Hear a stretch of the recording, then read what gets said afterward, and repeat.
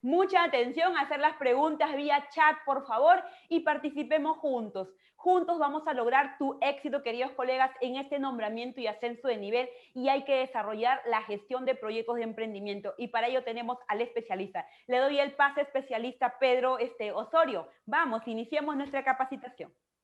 Bien, eh, estimados colegas, como mencioné, yo creo que estamos en un espacio que nos va a ayudar. Esto es el punto de partida, que en los próximos días vamos a ir desarrollando progresivamente aspectos muy puntuales de manera más detallada, referido al desarrollo de competencias de los estudiantes.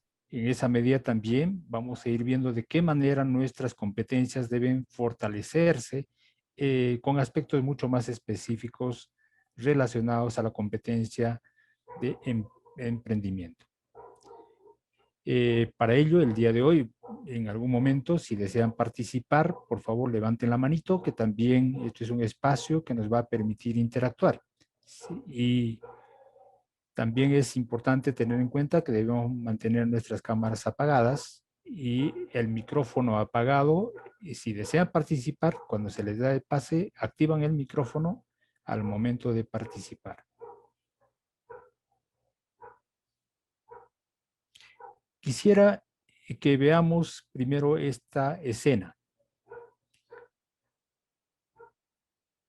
Aquí estamos viendo una pequeña escena donde vemos a un estudiante que primero realiza un proceso prospectivo.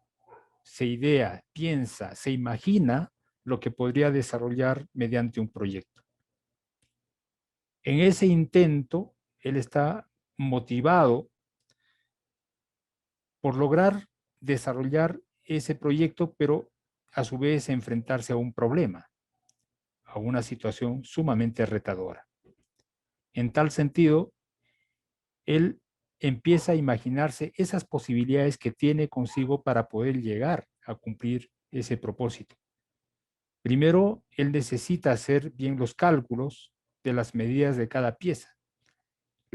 También debe hacer esos cálculos de la resistencia del material y los ángulos de las articulaciones para que el producto final, el proyecto, que viene a ser en este caso un exoesqueleto, funcione adecuadamente, funcione bien, pero además también pueda soportar el peso de una persona promedio. Esta pequeña escena nos muestra en concreto cuál es el sentido del desarrollo de la competencia. ¿Qué situaciones como maestro debemos generar en el aula para que el estudiante finalmente se conecte con este proceso de aprendizaje y sea quien gestione y regule sus aprendizajes en todo el proceso del proyecto?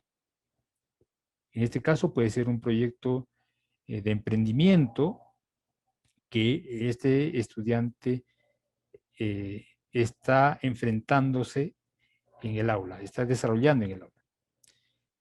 También el estudiante usa y moviliza conscientemente las competencias que tiene consigo y aquellas que aún les falta por desarrollar también las empieza a desarrollar, pero de manera consciente.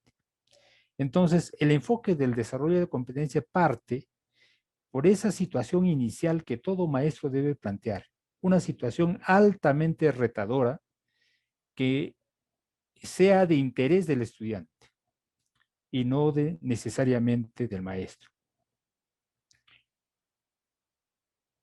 Actualmente, estimados colegas, nuestro país tiene una población de jóvenes, eh, pero en el censo del 2016 algo interesante se descubre. Tenemos allí el 46% de la población joven trabaja, el 25% de la población joven estudia y hay una población bastante importante cerca del, en este caso, el 18%, que ni trabajan ni estudian. Estamos hablando de cerca de la quinta parte de la población de toda la juventud a nivel nacional. Y el 11% de jóvenes trabajan y estudian. El sistema educativo apuesta justamente en el área de educación para el trabajo con el fin de que los jóvenes que egresan el sistema se incorporen de manera efectiva al mundo laboral o a la actividad productiva del país. En tal sentido, cobra relevancia el desarrollo del trabajo que hacemos en el aula con los estudiantes. Por ello es que esta competencia finalmente articula las otras demás competencias que vamos a ver más adelante. Como vemos, el perfil de egreso del estudiante del sistema educativo lo que busca es desarrollar un conjunto de grandes aprendizajes que también podemos llamarle macrocompetencias. Acá se están integrando todas las competencias que desarrollan por cada aprendizaje, en este caso, por cada campo del aprendizaje que podríamos llamarle de la matemática, la ciencia, etc. Pero una de ellas es finalmente que gestiona proyectos de emprendimiento económico y social. En esta competencia, finalmente, desarrolla la articulación de todas las demás. Para que el estudiante gestione proyectos de emprendimiento económico y social, significa que debe desarrollar competencias del aprendizaje de matemática. Debe tomar decisiones con riesgos calculados. Debe proyectarse en el mercado en función de las proyecciones que tiene a partir de un estudio de mercado. También este estudiante debe desarrollar competencias comunicativas para que gestione proyectos de emprendimiento. También este estudiante debe tener una capacidad de indagación para que pueda proponer nuevas salidas ante un problema que plantea y por lo tanto el proyecto de emprendimiento que plantea puede ser un proyecto innovador que finalmente quizás innove el producto o también puede innovar el proceso. Entonces, es justamente esta competencia nos va a permitir usar a las demás como recursos sumamente potentes que le van a permitir desarrollar a nuestro estudiante esas competencias que le permitan gestionar proyectos de acuerdo a su realidad social, su realidad cultural, que en este caso vive en nuestro país. Nuestro país tiene alrededor de 48 realidades culturales distintas. Entonces, eso debemos tomar en cuenta al momento que nosotros desarrollamos un proyecto de emprendimiento con nuestros estudiantes, deben estar directamente ligados y relacionados con su entorno social, cultural y también con el entorno geográfico, porque a partir de ello puede identificar oportunidades justamente para que pueda proponerse estos proyectos. El área de educación-trabajo, ya todos sabemos, ¿no? Tiene como fin desarrollar competencias que le permitan al estudiante incorporarse al mundo del trabajo. De manera constante, sabemos que en el mundo, en los últimos años, hay cambios sumamente vertiginosos que nos permite tener acceso a la ciencia y a la tecnología. Los medios de comunicación han evolucionado enormemente en los últimos 30 años. Tal es así que ahora podemos estar reunidos de manera virtual con todo el país, como lo estamos haciendo en este momento. De igual forma, los procesos de producción también se han innovado enormemente. Un proceso que antes pasaba para producir un producto, que pasaba por distintos niveles, ahora pues pasan por sistemas mucho más cortos, donde incluso ya se hacen, disminuyen la cantidad de mano de obra. Entonces, el mundo del trabajo se innova enormemente y la empleabilidad de los, en este caso de la mano de obra, se ha tenido que renovar. Por ello es que el área de educación-trabajo también contempla este aspecto. Pero el propósito es formar estudiantes para que también puedan continuar formándose en educación superior. y también a la vez que permitan incorporarse al mundo del trabajo, al mundo de la producción a través del trabajo independiente o también autogenerado que ellos mismos eh, desarrollan después de haber salido del sistema educativo. Entonces, el enfoque del área de educación para el trabajo, sabemos, ¿no? Responde a tres grandes principios. La pedagogía emprendedora, también de la educación social y financiera y de la educación para el empleo y la vida práctica. En este caso se consideran que el estudiante es un agente social económico activo, no solamente un agente de consumo, sino debe tomar relevancia cómo es que toma decisiones a partir de situaciones bastante prácticas que podríamos plantearle en el aula. En una ocasión, por ejemplo, cuando yo estaba con los chicos de quinto grado, estaban muy inquietos por salir de viaje, de promoción, y planteaban muchas actividades con fines de recaudar fondos. Hasta que un momento me dijeron, profesor, hagamos una actividad para contratar un grupo musical y que, bueno, nosotros vendemos las entradas para este grupo para que vayan a la fiesta.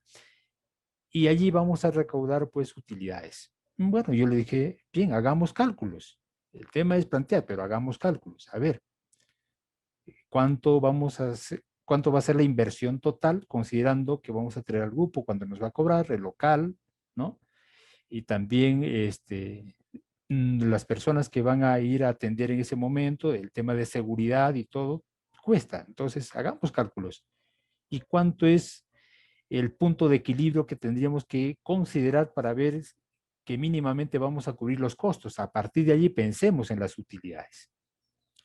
Y los chicos muy motivados empezaron a hacer cálculos con sus distintas propuestas que habían planteado respecto a desarrollar actividades con fines de recaudar fondos económicos. Y tres de los grupos, de los 5 que habían planteado, 3 de los grupos se dieron cuenta que su propuesta era inviable, porque se necesitaba una inversión bastante fuerte y en este caso, las utilidades eran sumamente mínimas. Entonces, yo les planteaba, entonces, ¿vale la pena hacer esa actividad? Vamos a dedicarle esfuerzo, tiempo y también inversión para tener ese margen de utilidad. Ustedes analicen, a ver, finalmente me dicen si va o no. Y los 3 grupos desistieron porque se dieron cuenta al final que era una propuesta inviable. Y otros 2 grupos sí tenían un margen adecuado de utilidad y dijeron, acá hay menos esfuerzo, es más práctico y tenemos mayor utilidad. Entonces, se dieron cuenta cómo es que este estudiante no solamente está como un agente pasivo del proceso que se podría desarrollar, se convierte en un agente sumamente activo donde identifica el punto de equilibrio que le permita asumir riesgos calculados al momento de enfrentarse a una situación de este tipo, como en este caso, este emprendimiento. Nuestra labor de maestro justamente va por ese lado. Desarrollar competencias en el estudiante, transferir competencias que le permitan gestionar emprendimiento, pero proyectos de emprendimiento, pero estos proyectos deben ser sumamente analizados con los pasos adecuados que le permitan al estudiante tomar decisiones en su vida. También nos dice que en un entorno diseñado, llevando acciones de iniciativa colectiva, ¿no? Como este caso, a través de proyectos de emprendimiento.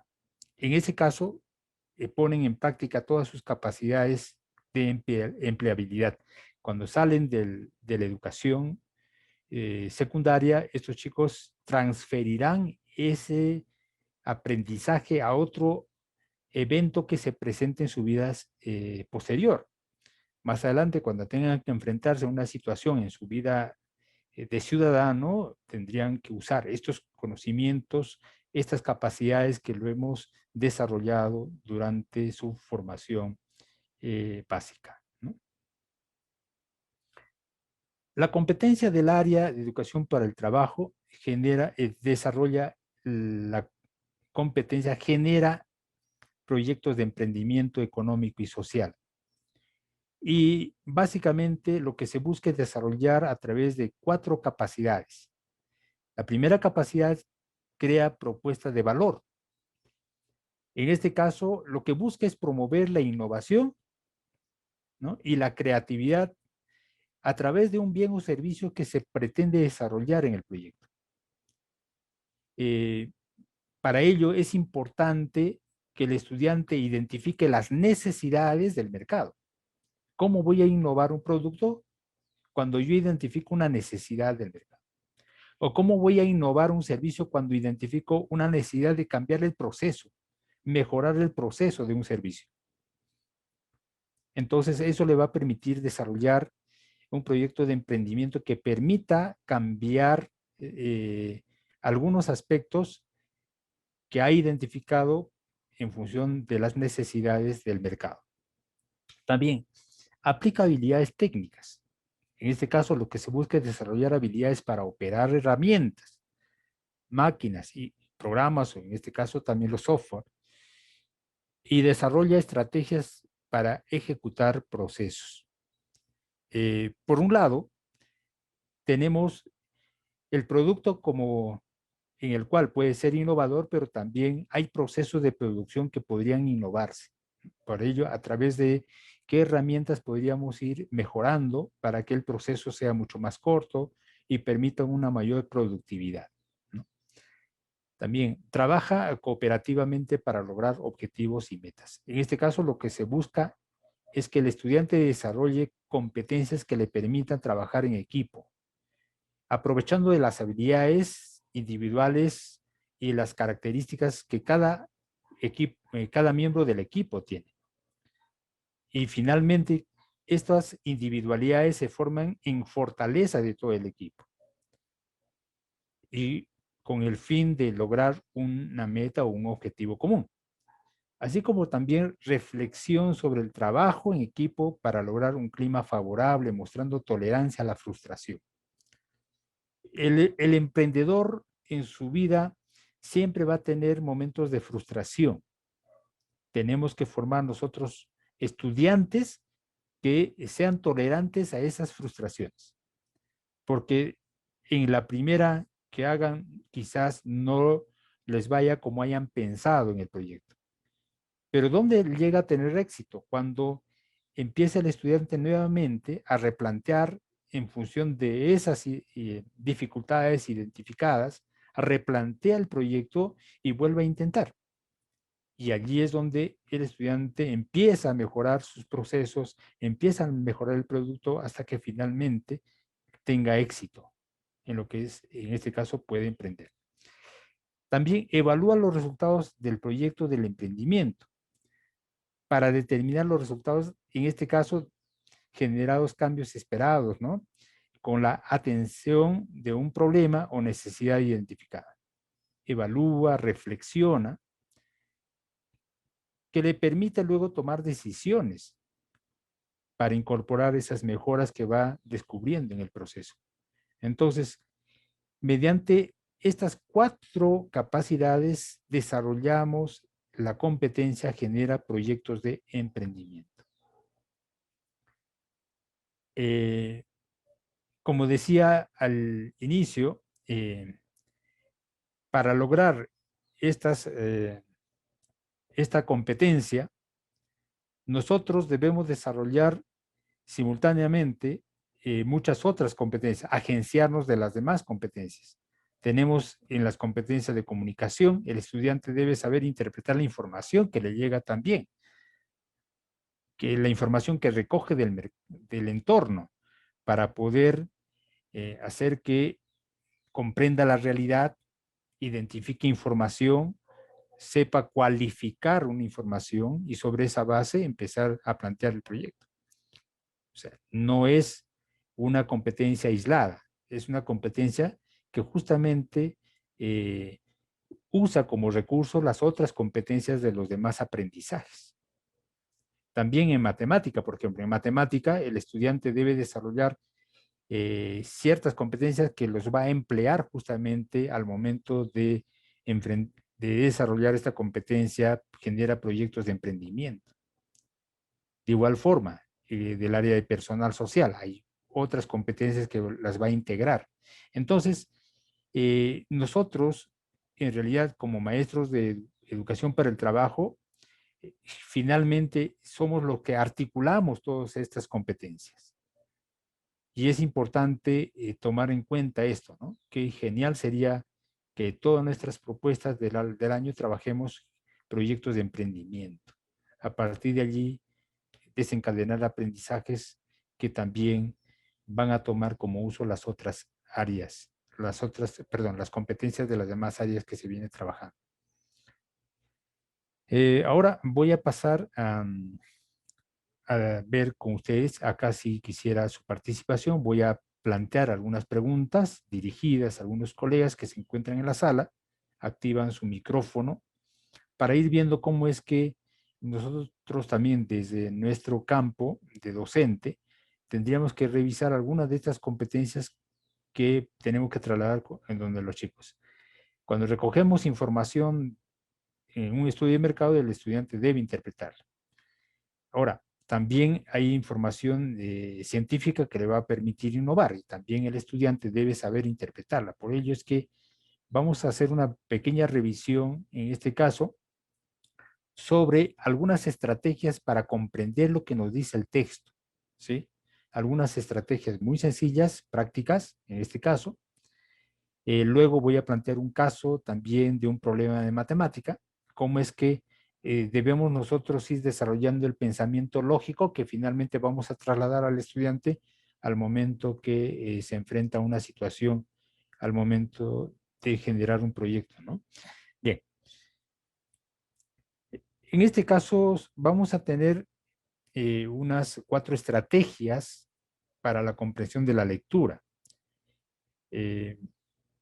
Para ello tenemos una primera situación, cómo hallar el significado del texto.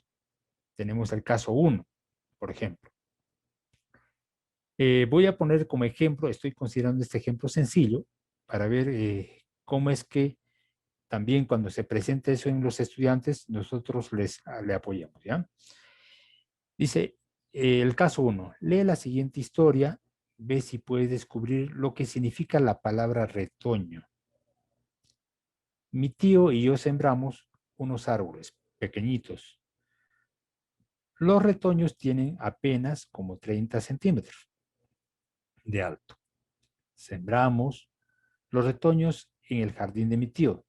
Tomará mucho tiempo para que estos arbolitos crezcan. El tema es, queremos hallar el significado de la palabra retoño. ¿Qué debemos hacer para ello? Debemos tomar pistas del mismo texto en este caso, ¿no? Para ello voy a pedirle a ver cómo podríamos nosotros ir considerando, en este caso, la primera pista. Bien. La primera pista que nos dice, primero piensa en cómo se usa la palabra retoño en el texto, ¿no? ¿Dónde se ubica? La segunda pista es, observa la oración que viene antes de la palabra retoño. Luego la oración que tiene la palabra retoño. Finalmente la oración que viene después de la palabra retoño. Entonces vamos a tener que nosotros, si un estudiante no comprende una palabra, el significado de una palabra, el tema no es darle la respuesta a nosotros, sino que debemos darle las orientaciones para que este estudiante deduzca el significado de esta palabra a través de la relectura del texto. Bien. Primero pensamos entonces cómo está utilizándose la palabra retoño, luego observamos la oración que viene antes de la palabra retoño. Dice, mi tío y yo sembramos árboles pequeñitos. Primera idea, ¿sí? Los retoños tienen apenas 30 centímetros de alto. Segunda idea o segunda oración. Sembramos los retoños en el jardín de mi tío. Tomará mucho tiempo para que estos arbolitos crezcan. Finalmente, la oración, entonces, lo que buscamos es que los estudiantes se den cuenta qué significa un retoño.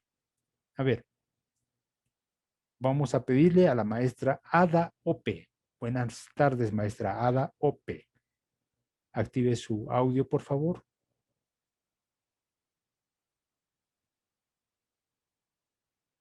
Active su audio. Al parecer la maestra tiene dificultades. Vamos a continuar con la maestra o el maestro Heiner Astonitas. Maestro Heiner, active su audio, por favor.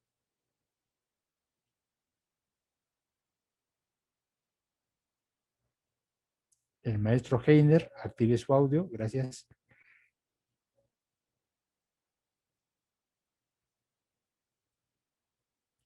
Ah, no se puede activar, me dice. Bueno, creo que solamente es de salida. No se puede activar el audio, no tengo retorno. Bien, en todo caso, continuamos.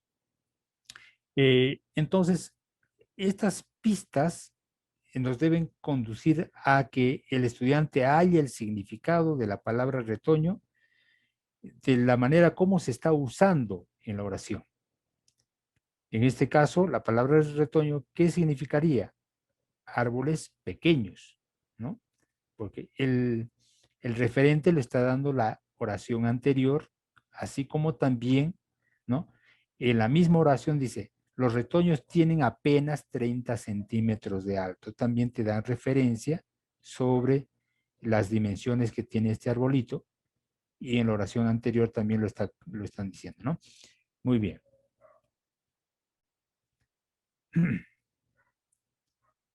Muy bien, la maestra Elena ha participado y nos dice que son árboles pequeños. Muy bien.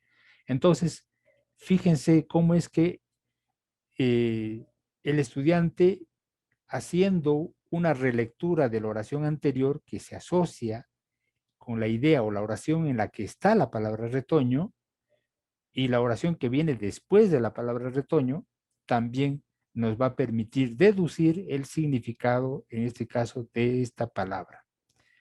Como un ejemplo así bastante sencillo, lógicamente. Ahora, si nos enfrentamos a un texto un poco más amplio y queremos deducir el significado de sucumbió, por ejemplo, o también, por ejemplo, cuando decimos el submarino sucumbió en la cima de la mar, tenemos que ir un poco a revisar qué nos dice las ideas anteriores o las oraciones anteriores respecto al submarino.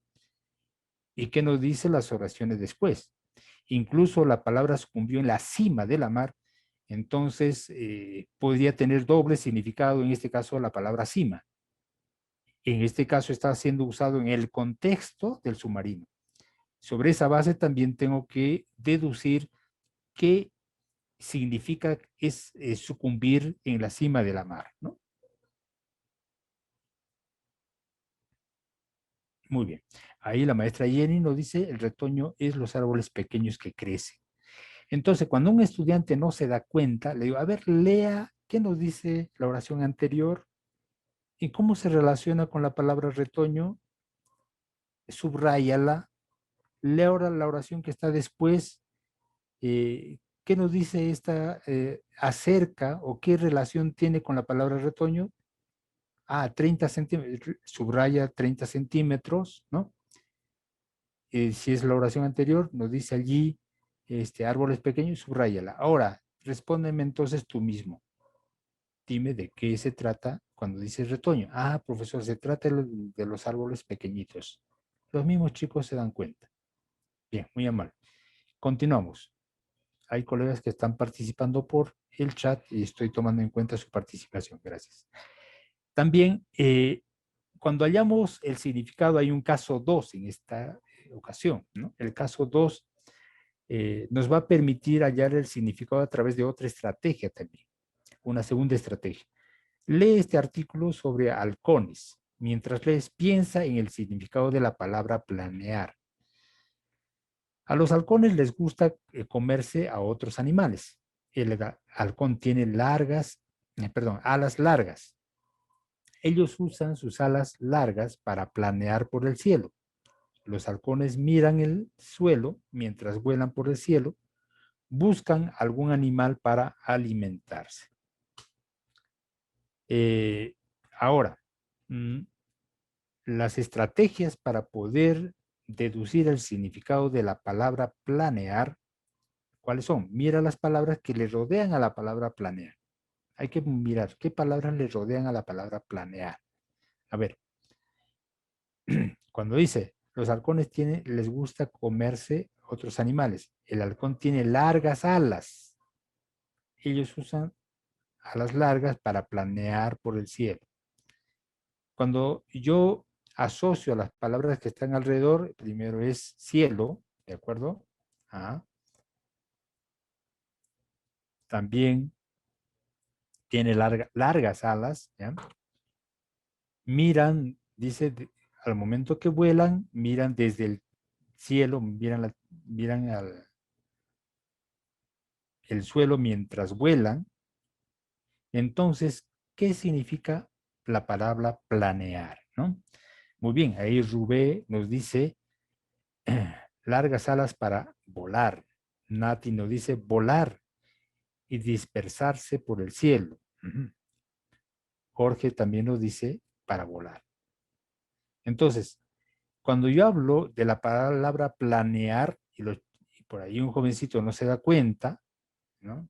Siempre los chicos preguntan al maestro, maestro, ¿qué significa planear? Si el maestro le da la respuesta, estamos generando ahí un estudiante dependiente, que siempre, todo el mundo siempre va a depender de otro. Tenemos que formar estudiantes que sean autónomos y nuestra devolución, nuestra retroalimentación iría por ese lado. A ver, ¿qué palabras encuentras alrededor de esta palabra planear? ¿No? ¿Qué relación tiene con esta palabra planear? Ah, tiene largas alas. Ah, ¿qué te dice el texto? Y para que, mientras vuela por el cielo, ve el suelo. Ah, entonces, ¿qué está haciendo el águila? El halcón en este caso. Entonces, eso le va a permitir al estudiante darse cuenta de la palabra planear, ¿no? Ahí nos dice Carol, volar libremente. Muy bien, ¿no? Ya están deduciendo, estamos deduciendo también nosotros, ¿no? Volar sin agitar las alas, ¿no? Raúl nos dice, es volar sin agitar las alas. Mientras vuela, ve el cielo. Tiene que estar con una mirada fija al suelo, desde el cielo para que pueda ver, ¿no? Entonces, en ese momento el estudiante, el halcón está planeando. Bien. La otra estrategia para hallar el significado también de las palabras. Y hay un caso 3. ¿Ya? Lee la primera parte de un cuento sobre conejos. Mientras lees, pregúntate, ¿qué pistas me ayudarán a comprender el significado de la palabra trituraba? Aquí, por ejemplo, el texto corto es crunch, crunch, crunch. Juguetón, un conejo blanco, trituraba ruidosamente una zanahoria. Shh, no comas tan fuerte, dijo Rabín. El granjero Gastón podría oírnos. Él no va a oírnos, dijo Juguetón. Está en el campo. ¿Puedes darte cuenta de qué palabra, eh, eh, perdón, de que la palabra trituraba significa? ¿Qué significa en este caso la palabra trituraba? Jugaba, masticaba, hablaba. Entonces, en este caso, lo que nosotros vamos a también es a recurrir a las palabras que están alrededor de la oración.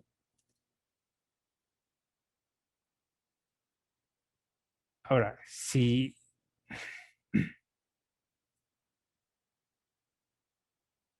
entonces, si nosotros vamos a ir relacionando estas palabras y si cambiamos, por ejemplo, la quitamos, ¿cambia de sentido la oración o no?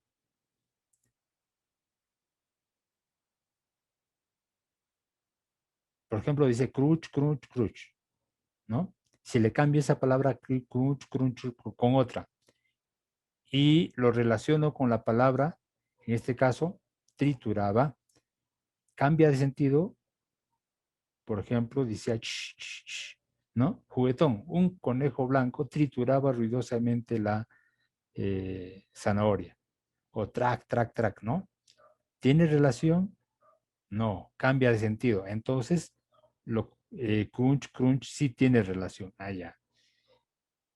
Entonces, cuando dice, no comas tan fuerte, si le cambiamos esa palabra, no comas tan fuerte, no comas por correr, por ejemplo, no corras tan rápido, ¿cambia de sentido? Sí. Entonces, ¿qué significa la palabra trituraba? ¿No? Entonces, allí justamente el estudiante le permite relacionar estas palabras y finalmente halla el significado a partir de la deducción. Ahí nos dice, Jessica nos dice, puede referirse a romper la zanahoria. Sin embargo, crunch, ajá, se refiere a que está comiendo y masticando. Exactamente, ¿no? Cambia de sentido. Si tú lo cambias con otra palabra, entonces cambia de sentido por completo la oración. Por ello es que es importante tener en cuenta estas estrategias para que el estudiante se dé cuenta. Asimismo, también nosotros como maestros, muchas veces cuando leemos un texto científico, un texto eh, argumentativo, hay algunas palabras o algunas frases que no comprendemos. Y sobre esa base también nosotros tenemos que relacionar qué nos dice, en este caso, algunos términos referido a esa frase que no estamos comprendiendo. Entonces, nuevamente tenemos que releer. La relectura es una práctica sumamente rica porque nos permite, estimados colegas, comprender el sentido de la idea, el sentido de la oración. Y a su vez también cómo estas se van a relacionar una idea con la otra, cómo se van relacionando en el texto, para finalmente tener una comprensión un poco más, más global del texto. Bien. La siguiente estrategia es para hallar el efecto, hallar el efecto. Hay un caso, en el caso 1, por ejemplo, de esta estrategia, leemos la historia y piensa qué sucede con el gato y por qué. Un gato caminaba por la cocina y vio un ratón. El gato comenzó a perseguir al ratón y el ratón tuvo miedo, así que corrió a esconderse en un pequeño orificio de la pared. El gato no cabía a través del orificio, era demasiado grande. El ratón se sentía seguro por ahora. En este caso, subraya en el texto la palabra, perdón, y parafrasea esta línea. Luego deduce por qué el gato no cabía, en este caso a través del orificio. La pregunta sería, ¿por qué crees que el gato no cabía a través del orificio? ¿Mm? Era demasiado grande probablemente. A ver, ¿dónde dice allí, dónde dice grande? ¿No? Entonces, el estudiante tiene que subrayar, si te responde eso, era demasiado grande, tiene que subrayar dónde dice. Te puede decir, ah, profesor, es que el gato era ciego. A ver, ¿qué parte del texto te dice que era ciego? Las deducciones tienen que estar relacionadas al texto, no pueden estar fuera del texto. Si el estudiante hace una deducción fuera del texto, tenemos que invitarle a que nuevamente relea para que se dé cuenta, ¿no? Y allí justamente Nati nos dice, en la última parte del párrafo dice grande, genial. Y es que allí tenemos que hacer que el estudiante, en función de su respuesta, diga, a ver, ¿dónde dice el texto? Por ejemplo, ante una pregunta de este tipo, los chicos pueden decir, ah, profesor, es que era ciego. A ver, le llevamos nuevamente al texto. ¿En qué parte del texto te dice que era ciego? Revísala. Y dice, ah, no, profesor, no dice en ningún lado. Entonces, ¿por qué crees que el gato no cabía? Nuevamente le lanzamos la pregunta y le dejamos. Revisa el texto. ¿Qué te dice al respecto? Y el estudiante nuevamente va a revisar y por allí va a encontrar el sentido, ¿no? Esto mismo también, estimados colegas, nosotros como maestros tenemos que enfrentarnos, ¿ya?, a estas situaciones de este tipo. Por ahora estoy trayendo ejemplos sumamente sencillos. El tema es ya cuando nosotros ya desarrollamos las actividades más adelante, vamos progresivamente a ir elevando el nivel del texto, mucho más largo, quizás un poquito más amplios, que estén al nivel del maestro, ¿no? Para que puedan también enfrentarnos nosotros a textos que podríamos tener acceso de acuerdo a nuestra función como maestros. En este caso, dice, el gato no cabía a través del orificio porque era demasiado grande. Lo que está haciendo el estudiante era, a partir de un efecto, identificar la causa, el por qué. Halla el efecto y luego identifica la causa, el por qué. ¿Sí? Todo efecto tiene una causa. Por ello es importante preguntar y repreguntar para que el estudiante identifique justamente la causa.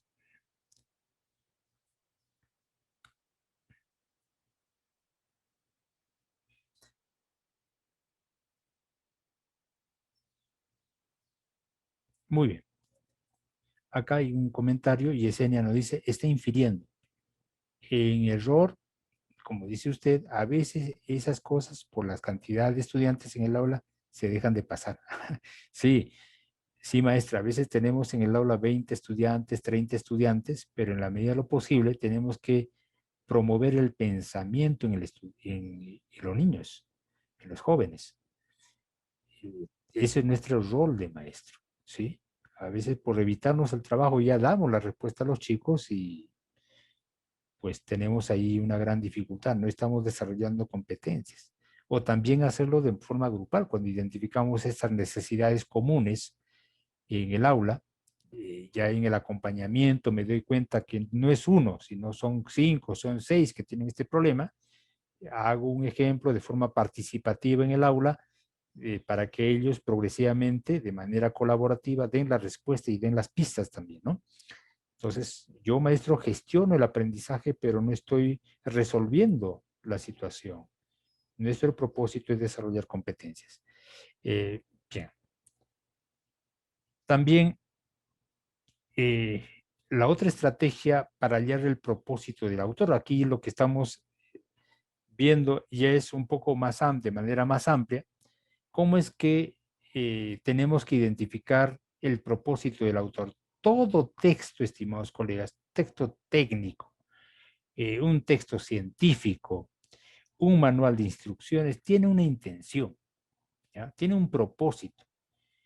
Y el propósito social que cumple el texto finalmente es cuando el estudiante asume una posición frente al texto. Si el estudiante no asume una posición, no estamos logrando que el texto cumpla ese rol. Por ello es importante identificar el propósito del autor. Muchas veces damos la lectura, pero no nos centramos o no aterrizamos finalmente para qué escribió César Vallejo Paco Yunque.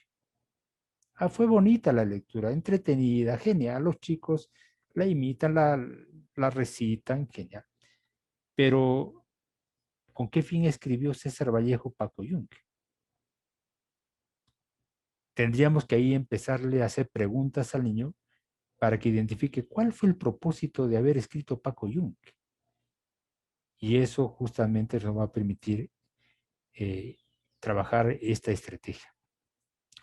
Todo se escribe por alguna razón, por ello dice en este caso, cuando leas hasta la pregunta, ¿qué quiere el autor que yo sepa? Tu respuesta te ayudará a descubrir el propósito del autor, con qué intención lo hice, ¿no? Lee el siguiente fragmento sobre hámster, sobre un hámster. Trata de hallar el propósito del autor, ¿no? Dice, le puse a mi hámster melocotón, porque es anaranjada, eh,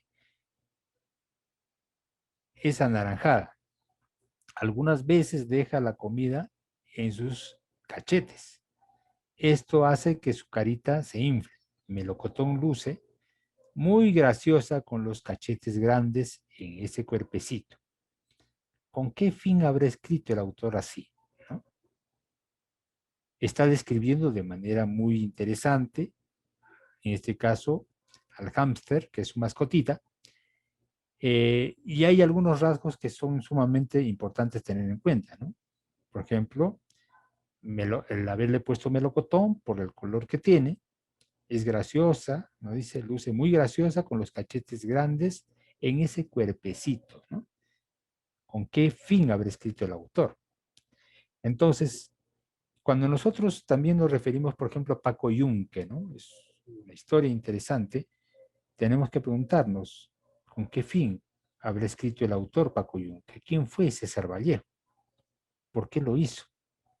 Entonces, el estudiante va a descubrir allí, en este caso, que Paco Yunque fue escrito por César Vallejo como una protesta social, que le ha permitido graficar a toda la sociedad peruana en ese cuento. ¿A quién representaba Paco Yunque? ¿A qué clase social? ¿A qué grupo social? Paco Fariña, ¿a qué grupo social? También Humberto Grieve, ¿a qué grupo social del país de ese momento? Entonces, en ese cuento se está poniendo en relevancia toda la realidad social con la que vivía nuestro país y la protesta que hace también al respecto César Vallejo de manera muy inteligente. También, ante eso, pero también se tiene que tener referencias al respecto, ¿no? Sobre todo del autor. En este caso, muy puntualmente, a partir de las características del texto, podríamos nosotros deducir que el propósito del autor es un poco caricaturizar, en este caso, a su mascota, que es hámster, con el fin de entretener, ¿no? Algo. Bien. Una siguiente estrategia para hallar el propósito del autor, en este caso 2, es piensa lo que el autor quiere que sepas. Veamos las oraciones en la tabla de más abajo, marca sí y no en cada opción, en este caso. Por ejemplo, el fragmento, perdón, esto es del caso anterior, del mismo caso, ¿ya? El fragmento trata principalmente de hacerte reír, en este caso. El fragmento habla principalmente de cómo hacer o elaborar algo. El fragmento trata principalmente de hacer que hagas o compres algo. En este caso sería persuadir, ¿no? ¿Cuál sería el propósito?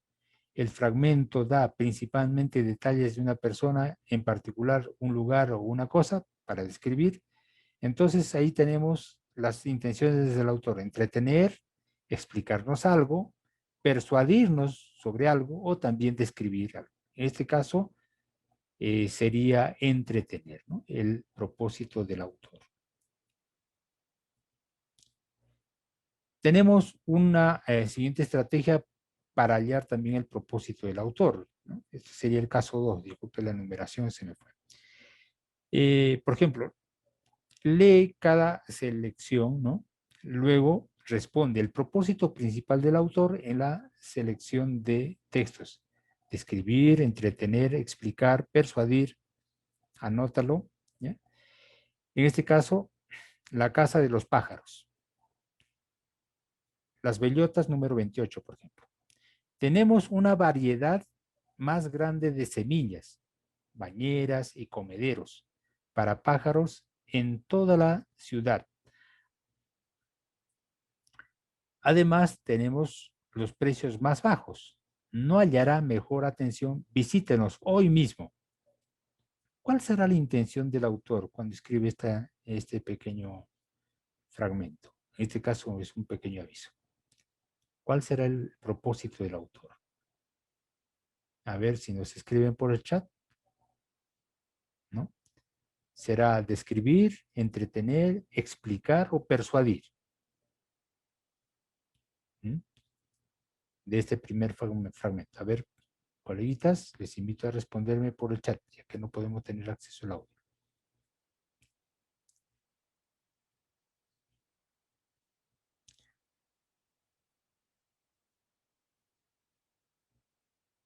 Bien, en este caso, el primer caso, por ejemplo, cuando ya te da información sobre los precios que son más bajos, no hallará mejor atención, visítenos hoy mismo. Lo que está haciendo es persuadir, como muy bien lo dice Mary, lo dice Jorge, ¿no? Y también lo dice Nati, ¿no? Nos está persuadiendo este texto.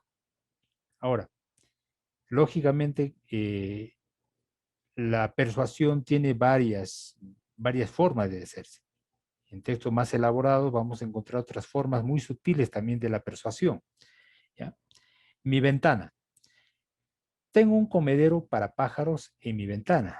Si me quedo quieto, puedo mirar los pajaritos mientras comen. Un día, un pequeño pajarito intentaba comer, pero uno más grande lo ahuyentaba.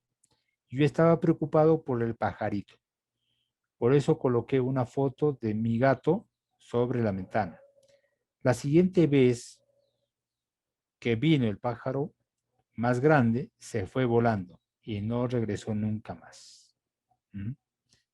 ¿Cuál será la intención de en este caso, de este segundo fragmento? A ver, les invito a que nos respondan.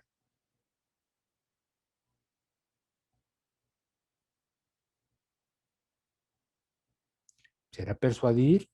¿No? ¿Será entretener? ¿Será explicarnos o describir?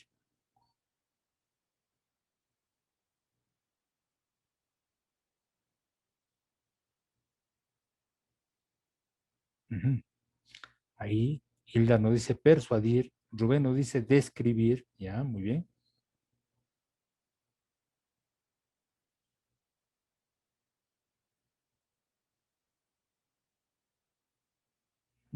Ya, Elena nos dice describir también.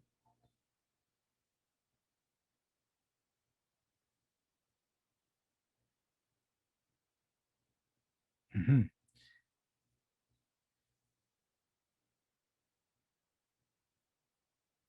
Muy bien, entretener, nos dice ahí, muy bien, intercelero. No sé quién será allí. Lucía nos dice describir. Nuevamente nos vamos al texto a releer. Dice, tengo un comedero para pájaros en mi ventana. Si me quedo quieto, puedo mirar a los pajaritos. Mientras comen, un día un pequeño pajarito intentaba comer, pero uno más grande lo ahuyentaba. Yo estaba preocupado por el pajarito. Por eso coloqué una foto de mi gato sobre la ventana. La siguiente vez que vino el pájaro más grande, se fue volando y nunca regresó más, ¿no?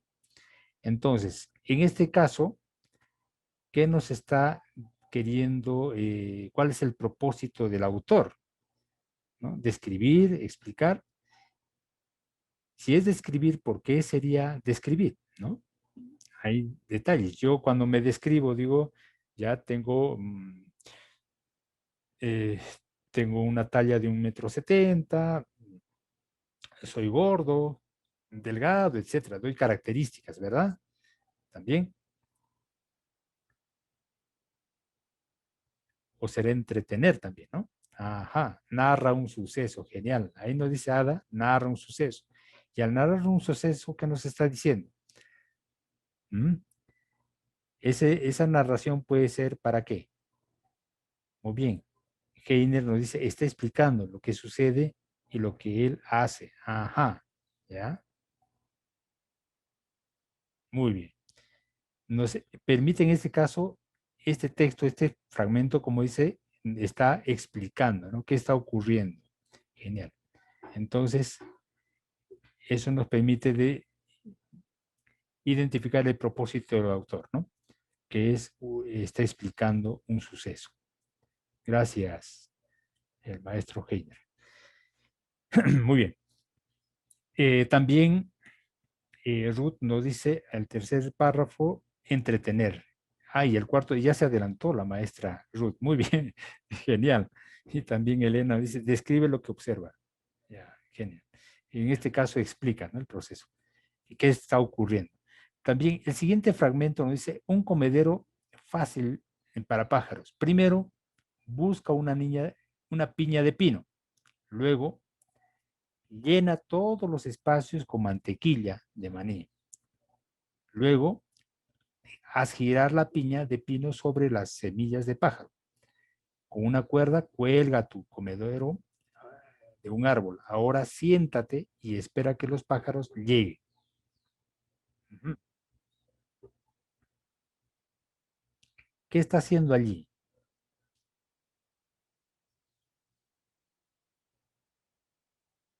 Explica. El tercero está explicando, ¿no? Hay un proceso, hay un primero, segundo, tercero, toda una secuencia lógica, ¿no?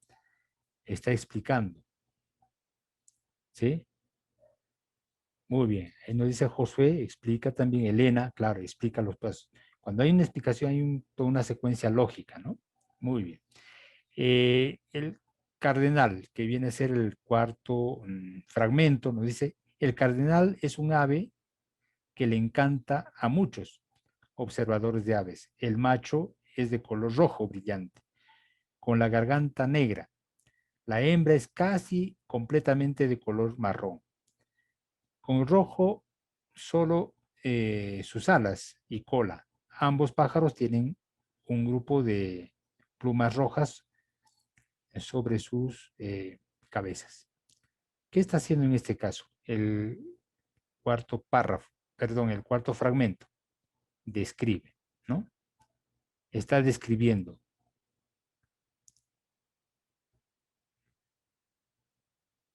Muy bien.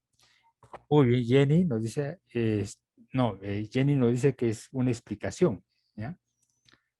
Cuando nos dice las características, el cardenal es un ave que le encanta mucho, es macho, de color rojo, nos da detalles de las características, lo que está haciendo es una descripción, ¿no? Cuando digo Jenny es una señorita alta, es muy elegante, le gusta vestir con vestidos, con ropa alegre, de colores alegres, perdón, y así, doy detalles, ¿no? Entonces estoy haciendo una descripción. Bien, genial. Entonces, estimados colegas, esto viene a ser también una de las estrategias para hallar el propósito del autor, ¿ves? Distintas estrategias que nos permiten hallar cuál es el propósito del autor.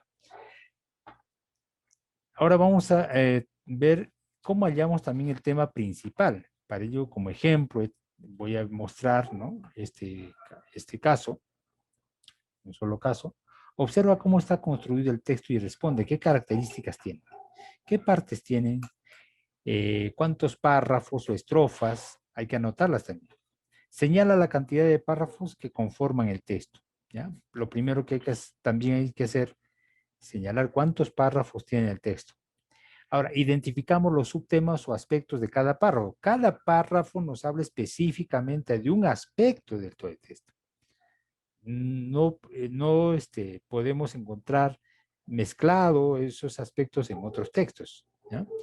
Perdón, en otros párrafos. Cada párrafo puntualmente trata un aspecto específico de todo el texto.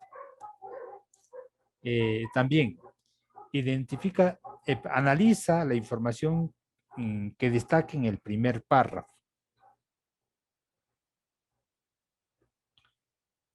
Por ejemplo, en este caso, el oso de anteojos se caracteriza por ser el carnívoro más grande de América del Sur y el mamífero terrestre más grande, después del tapir. Responde, ¿qué aspectos del párrafo se aborda en este párrafo específicamente? ¿No? ¿O de qué trata esta parte? Cuando dice, el oso de anteojos se caracteriza por ser el carnívoro más grande de América del Sur y el mamífero terrestre más grande. ¿De qué trata en este caso? ¿Qué es lo que está abordando este párrafo? ¿Qué está haciendo? ¿Mm? ¿Está describiendo? ¿Qué está haciendo este primer párrafo? A ver, por favor, se nos apoyan ahí. Muy bien, ahí Nati nos dice, está describiendo las características del oso. Por eso allí se caracteriza por ser carnívoro, más grande, y nos habla ¿no? De las características, en este caso, del oso. Muy bien, Nati. Genial. También dice, responde qué aspecto del párrafo se elabora en este caso, de qué trata. Para llegar a la respuesta podremos usar el sumillado, podemos subrayar, también podemos, ¿no? Hacer marcas, resaltar como técnica para identificar en este caso la información. Muy bien. Luego, el subtema del primer párrafo entonces sería las características del oso de anteojos, ¿no? Sería el primer, en este caso, el primer párrafo. Sería como subtema, las características del oso de anteojos. Sigue este párrafo procediendo para los otros párrafos y finalmente llega al asunto o tema de todo el texto respecto a la pregunta. ¿De qué trata principalmente entonces el texto, no? Este texto sería, ¿de qué trata? Características del oso de anteojos. Pero ahora no vamos a enfrentar eso para decir exactamente de qué trata todo el texto. Seguimos con este caso. Entonces, el primer párrafo dice, ¿no? Ya hemos deducido que habla de las características del oso. El segundo párrafo, a ver, el oso de anteojos cumple un papel importante dentro de la cadena trófica, como dispensor de semillas de plantas. También actúa como polinizador, es decir, transportando el polen en su abundante pelaje. Este segundo párrafo, ¿de qué tratará? A ver. Si nos dice, repetimos, el oso de antojos cumple un papel importante dentro de la cadena alimenticia, perdón, de la cadena trófica. Como dispensador de semillas de plantas, también actúa como polinizador, es decir, transportando el polen en su abundante pelaje. ¿Mm? ¿De qué trata este segundo párrafo? Ahí nos dice Nati la función que cumple el oso, ¿no? En la naturaleza. La función que cumple. ¿Cuál es la función del oso? ¿Sí? El segundo párrafo. Entonces, el tercer párrafo, muy bien, Nati, el tercer párrafo dice, la principal amenaza que afronta el oso de anteojos es la pérdida de su hábitat. Los bosques de niebla en la que habita desaparecen rápidamente debido a la deforestación que se genera para desarrollar la agricultura y por la tala de los bosques con fines madereros. ¿Ya? Eso nos dice. En este caso, vamos a ver cómo está relacionado también con el siguiente párrafo. Vamos pensando de qué nos habla el tercer párrafo. ¿Ya? Dice, la principal amenaza que afronta el oso de anteojos es la pérdida de su hábitat. ¿De qué nos está hablando? Solamente Nati veo que está aportando. A ver, los demás colegas, aporten por el chat. Nati nos dice que está hablando del hábitat del oso. Ajá. Los demás colegas, ¿qué dicen?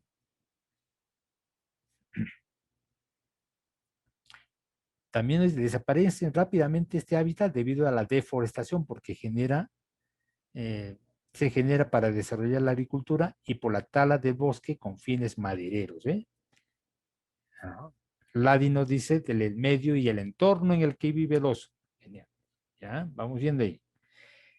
El tercer párrafo nos dice, en consecuencia, ojo, en consecuencia, durante los últimos años el hábitat de los osos de anteojos de muy baja calidad y a su vez se haya más restringido. Además, el oso de anteojos está siendo afectado por la caza furtiva para fines medicinales tradicionales. También son cazados por ser considerados como una amenaza para el ganado y para los campos de maíz o mueren por pesticidas que se vierten en los campos a veces con la intención de mantenerlos alejados o eliminarlos. Entonces, cuando se integra, porque tiene una relación, el tercer párrafo con el 4, ¿no? ¿Cuál es la relación? El primero está hablando del hábitat, ¿ya? Perdón, en el tercer párrafo está hablando del hábitat del oso, ¿de acuerdo? Y el cuarto párrafo también nos habla de las dificultades que tiene el oso. Entonces, si nosotros integramos allí, nos estaríamos hablando del problema del hábitat del oso de anteojos, ¿no? ¿Cuáles son los problemas que está pasando el hábitat del oso de anteojos? Si integramos estos dos párrafos. Entonces, sabemos muy bien, en el primero nos da las características del oso de anteojos. En el segundo nos dice sobre, en este caso, la función que cumple el oso en la cadena trófica, ¿no? Y el siguiente, en los siguientes dos párrafos nos habla de los problemas del hábitat que está pasando el oso de anteojos. Entonces, si queremos hallar el tema principal, ¿cuál sería el tema principal? ¿De qué nos habla el primer párrafo? A ver, colegas, de las características del oso. El segundo párrafo nos habla, ¿no?, de las funciones del oso. El tercer y cuarto párrafo nos está hablando, ¿no?, de la amenaza que tiene el oso, del hábitat que tiene el oso y la amenaza justamente a este hábitat. Entonces, si analizamos todo en general, ¿cuál será el tema principal de todo el texto? A ver, espero respuestas rápidamente.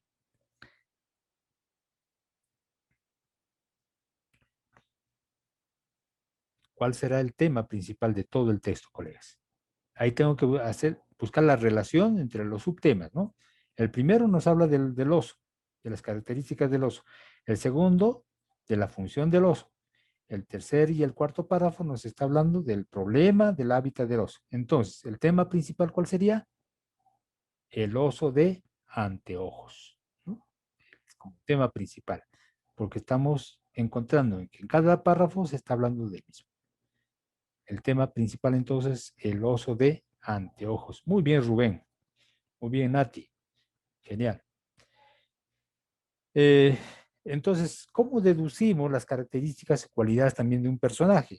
Es otra de las estrategias, en este caso, para deducir las características o cualidades también de los personajes. Lee este texto sobre la tortuga y el tigrillo, ¿ya? Durante la lectura, identifica las pistas que te ofrece las acciones, los diálogos, comentarios que hacen los personajes. Hace mucho tiempo un tigrillo quería cruzar al otro lado del río, pero no podía. Entonces le pidió la ayuda a una tortuga. Tortuguita, por favor, déjame subir a tu espalda para que me lleves a la isla. La tortuga cargó al tigrillo a cuestas y pasó el río. Al poco rato el tigrillo intentó morder a la tortuga y le dijo: tortuguita, tengo muchísima hambre, te voy a comer. La tortuga se asustó mucho, se metió en su duro caparazón y ya no quiso salir de él. Pasaron los días y el tigrillo, al ver que no podía comerse a la tortuga, le dijo: tortuguita, me muero de hambre, por favor, regrésame a la selva. La tortuga creyó que el tigrillo ya no intentaría hacerle daño. Sin embargo, el tigrillo pensaba comerse a la tortuga apenas llegaran a la selva. La tortuga nadó llevando al tigrillo a cuestas nuevamente, pero se dio cuenta de sus intenciones. Antes de llegar a la orilla, la tortuga se metió debajo del agua para escaparse del tigrillo, quien casi se ahoga. Luego, cuando llegó a las orillas del río, el tigrillo comprendió que había actuado mal con la tortuga que lo había ayudado. Entonces, para comprender las características y cualidades del autor, ¿qué debemos hacer? ¿Mm?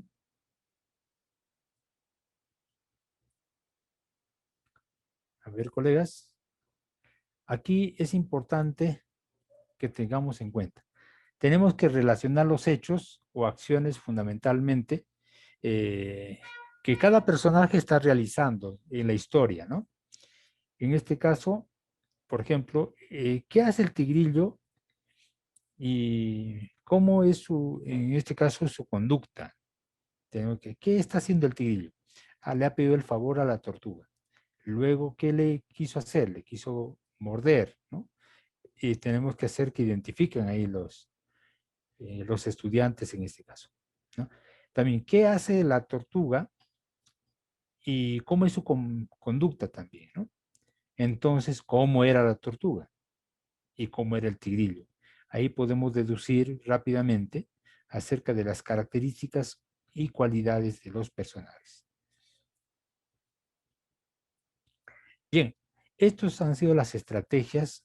¿Por qué, colegas, estoy hablando de estas estrategias? Porque también cuando nosotros más adelante vamos a trabajar ya con textos más técnicos relacionados al área de educación para el trabajo, debemos tener en cuenta estas relaciones que vamos encontrando para poder deducir rápidamente de qué trata el texto y qué se nos quiere comunicar. Muchas veces abordamos textos un poco más técnicos en educación para el trabajo, también textos científicos, que debemos tener estas estrategias para su cabal comprensión.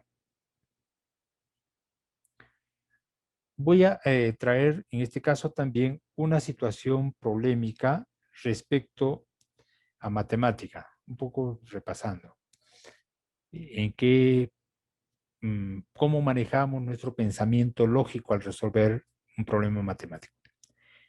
En una carretera, dice, de autos, los pilotos Ángel, Héctor, Carlos, David y Saúl van en una fila, uno detrás de otro, pero no necesariamente en el orden que está descrito.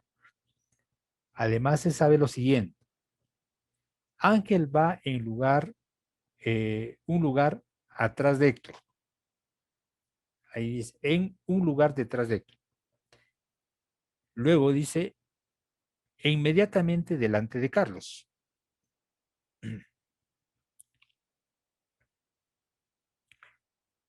Saúl no va en primer lugar. Saúl no va en primer lugar. David va en algún lugar delante de Carlos, pero inmediatamente detrás de Saúl. ¿Cuál de las siguientes afirmaciones, ¿no?, o alternativas es verdadera? Héctor va inmediatamente detrás de Saúl, Saúl va inmediatamente detrás de Carlos, David va inmediatamente delante de Ángel. A ver, ¿qué hacemos para resolver? El orden que estoy colocando allí en la parte inferior en el gráfico no es el orden, solamente está en función de lo que está descrito en el problema, pero ¿cuál sería la respuesta correcta en este caso? Por ello, estimados colegas, hay que trabajar con, muchas veces cuando nosotros desarrollamos un trabajo de este tipo, no estamos desarrollándolo con material concreto.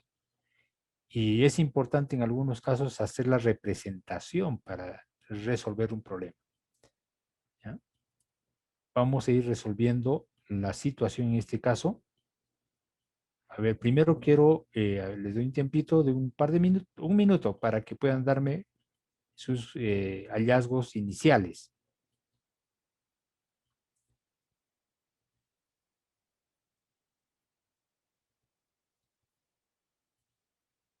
¿Cuál de estas, la A es la correcta, la B es la correcta o la C es la correcta? ¿Qué dicen, colegas? A ver. Empecemos un poco la resolución, ¿ya? Dice, en una carrera de auto, los pilotos Ángel, Héctor, Carlos, David y Saúl van en una fila, ¿ya? Van uno detrás de otro, ¿ya? Pero no necesariamente en el orden que se ha descrito acá arriba, ¿ya? Muy bien. Además, se sabe que Ángel va un lugar detrás de Héctor. Ángel, vamos a tener, ahí dices un lugar, disculpa, acá la digitación se me pasó. Va un lugar detrás de Héctor.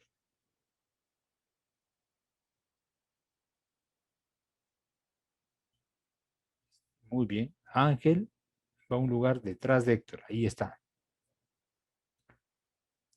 E inmediatamente un lugar, no se sabe en qué lugar. Ah, ya muy.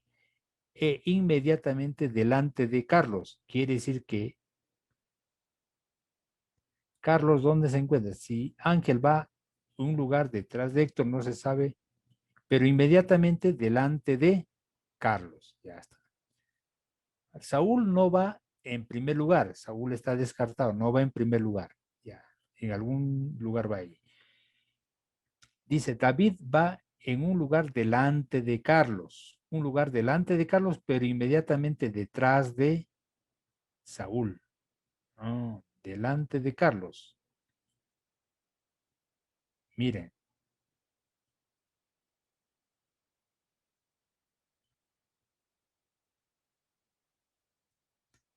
Saúl, a ver, Saúl no va en primer lugar, ¿ya? David va en un lugar, dice, delante de Carlos, ya, en un lugar, no se sabe en qué lugar.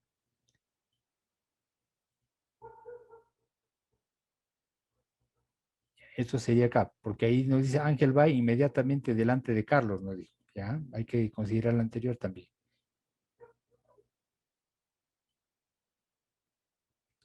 ¿Ya? Muy bien. Este orden nos dice, ¿no? Y aquí, David va en un lugar delante de Carlos, ¿ya? En un lugar delante de Carlos, pero inmediatamente detrás de Saúl. Quiere decir, si David va en un lugar delante de Carlos, en cualquier lugar, pero inmediatamente detrás de Saúl. Ahí está. Entonces, si ubicamos en este orden, ¿cuál sería la respuesta correcta? Y nos dice Jorge, nos dice C, Karina también dice C, Giovanna la B, muy bien. Vamos a ver, ¿cuál de ellas es?